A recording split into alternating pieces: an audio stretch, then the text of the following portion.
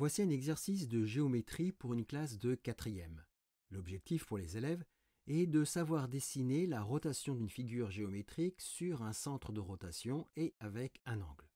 Nous allons réaliser cet exercice avec Tix en ne composant que le graphique, le texte étant sans difficulté. Eh bien, voyons tout ceci dans cette séquence.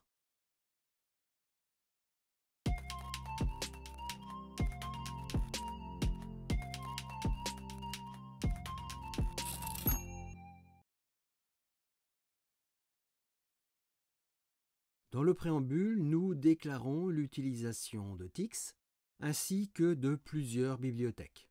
Nous avons la bibliothèque Calc qui nous permettra de calculer des points de coordonnées. La bibliothèque Angle nous permettra d'afficher les angles, comme ceci. Et la bibliothèque Cotes qui permet d'afficher un libellé à un angle.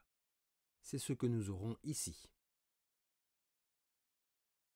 Enfin, nous utilisons le package SI UnitX afin d'afficher correctement le symbole degré que nous avons ici.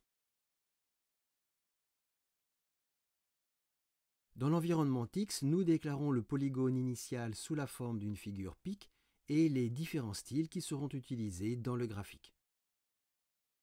Le polygone initial est déclaré sous la forme d'une figure pic et il utilise une commande fill draw classique et des segments perpendiculaires.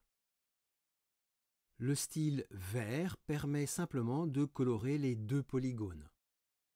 Ce style sera utilisé pour colorer ce polygone initial et la forme avec la rotation. Le style bleu permettra de colorer les segments et l'arc de cercle.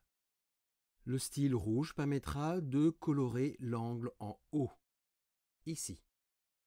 Et enfin, le style texte rouge permettra de colorer en rouge tous les textes du graphique, ici, ici et ici. Nous allons maintenant composer cette figure. Commençons par placer le polygone. Nous utilisons pour cela la figure pic, nommée polyg, et nous lui appliquons le style vert. Vous voyez que nous ne précisons pas les coordonnées, qui seront donc 0, 0 par défaut. Nous avons donc positionné ce polygone ici. Ensuite, nous plaçons un nœud qui permet d'afficher l'étiquette 1. Et nous avons son affichage ici. Nous allons maintenant déterminer les 3 points A, O et A'. Le premier point de coordonnées est nommé A et il est placé aux coordonnées 2, 0. Le deuxième point O est placé relativement par rapport à A et ses coordonnées sont calculées grâce à la bibliothèque Calc. Nous avons ici le calcul de ces coordonnées. Et il en est de même pour le troisième point de coordonnées AP pour A'. Ces 3 points sont définis, mais ils ne sont pas encore exploités. Maintenant, nous allons effectuer la rotation du polygone par rapport au centre O et avec un angle de 120 degrés. Nous utilisons toujours la figure pic, nommée polyg, qui est initialement positionnée aux coordonnées 0, 0. Nous lui appliquons le style vert. À cette figure pic, nous lui associons une rotation de moins 120 degrés de centre O avec la commande Rotate Around. Donc pour ce polygone initial, par rapport au centre O, pour un angle de 120 degrés, eh bien nous plaçons cette figure.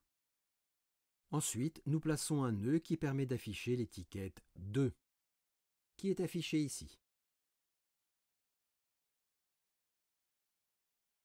Passons maintenant à l'arc et au segment. L'arc de cercle est tracé sur la coordonnée nommée AP et il utilise le style bleu. Il n'y a aucune difficulté dans ce tracé.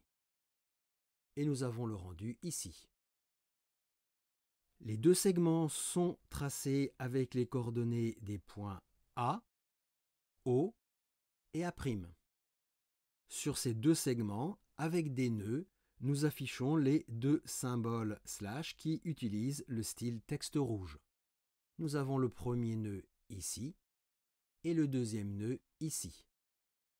Et nous avons bien le rendu ici et pour le deuxième à ce niveau-là.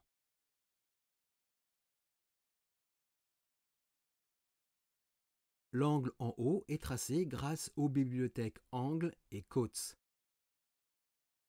L'étiquette affiche 120 degrés avec un décalage de 2. L'angle en lui-même est centré sur la coordonnée O. Et il utilise le style rouge. Et nous avons son affichage ici. L'angle centré en O et l'étiquette 120 degrés.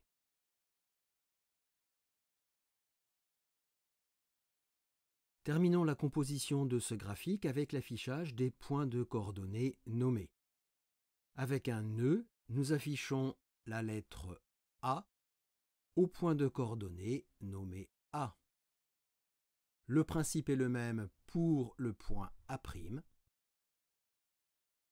Pour la lettre O, c'est une étiquette qui est utilisée. Nous avons ici l'utilisation du label avec le style texte rouge. Et ici, nous déterminons la position précise de la lettre O. Et enfin, pour la croix que nous avons ici, c'est tout simplement le symbole multiplié qui est utilisé, toujours au niveau de la coordonnée nommée O. Et ce symbole utilise le style texte rouge. Donc voilà comment est composé ce graphique. Donc voilà une méthode pour composer cet exercice. Il en existe bien sûr certainement d'autres. Dans cet exemple, nous avons exploité une figure pique et des styles de mise en forme. Il ne vous reste plus qu'à appliquer ces techniques à vos propres besoins.